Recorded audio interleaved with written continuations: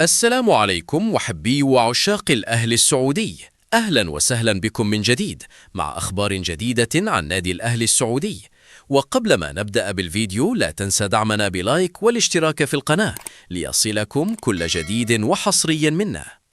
حصلت رابطة مشجعي الفريق الأول لكرة القدم بالنادي الأهلي على موافقة الجهات الرسمية لإقامة تيفو وبنر خلال مواجهة ديربي جدة المرتقبة أمام الاتحاد، وهو ما يعد بعرض بصري مبهر من جمهور الراقي وفقا لتقارير صحفية.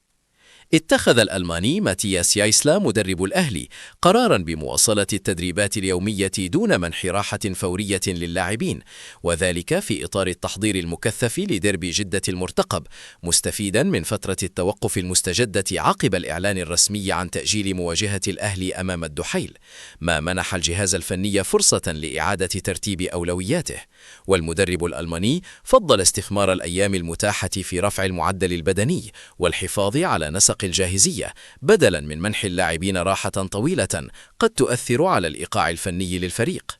وبدأ الجهاز الفني فعلياً في تحويل تركيزه نحو المواجهة المنتظرة أمام الغريم التقليدي الاتحاد، حيث تم إعداد برنامج خاص يتناسب مع طبيعة اللقاء وأهميته. ورغم استمرار التدريبات، أبلغ يايسلا لاعبيه بمنحهم إجازة قصيرة يوم الثلاثاء بهدف التقاط الأنفاس وتخفيف الضغط الذهني. وافق النادي الأهلي على فكرة الاتحاد السعودي ورابطة دور المحترفين بإقامة مباريات دور 16 من دور أبطال آسيا النخبة من مباراة واحدة، وتم تقديم الفكرة إلى الاتحاد الآسيوي وبانتظار القرار النهائي. تعرض لاعب الأهلي السعودي التركي ميريح ديميرال لإصابة جديدة في عضلة الفخذ خلال التدريبات بالأمس، وهي إصابة مختلفة تماما ولا تمت بصلة لإصابته السابقة، وسيخضع اللاعب لفحوصات طبية دقيقة لتحديد مدة غيابه ووضع البرنامج العلاجي والتأهيلي المناسب. وإحدى الآراء الطبية أشارت إلى أن أسوأ ما قد يتعرض له أي لاعب هو تكرار الإصابات العضلية، لما لها من تأثير سلبي على مستواه الفني والبدني، وهو ما يثير مخاوف ديميرال من احتمال تكرار الإصابة مستقبلا. كما أوضحت أن هذا الأمر يضع الجهاز الفني للأهلي في حالة قلق من أي جهد زائد على اللاعب التركي، والذي قد يزيد من احتمالية تكرار الإصابة، ما يجعل مشاركته في التدريبات والمباريات بحاجة إلى تعامل حذر لتفادي أي مضاعفات.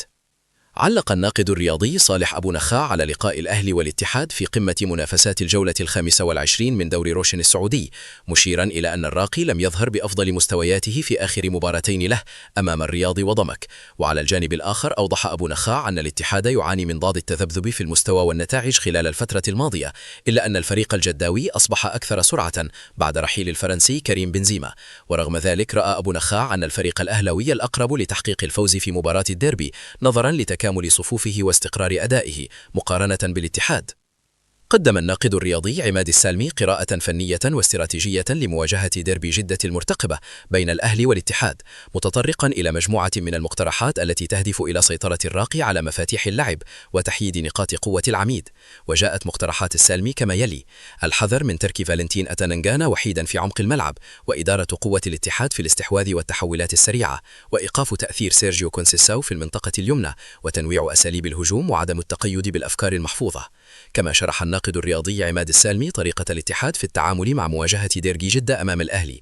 وجاءت مقترحات السالمي للاتحاد خلال الديربي على النحو التالي: مساندة الظهير في الجوانب الدفاعية، والحذر من المواجهات الفردية مع رياض محرز وويندرسون جالينا، وتكليف لاعب محدد بمراقبة المهاجم الإنجليزي إيفان توني، والضغط على أتاننغانا باستخدام محمد ودومبيا وحسام عوار، والحذر من الكرات الثابتة للأهلي والتعامل معها بحذر.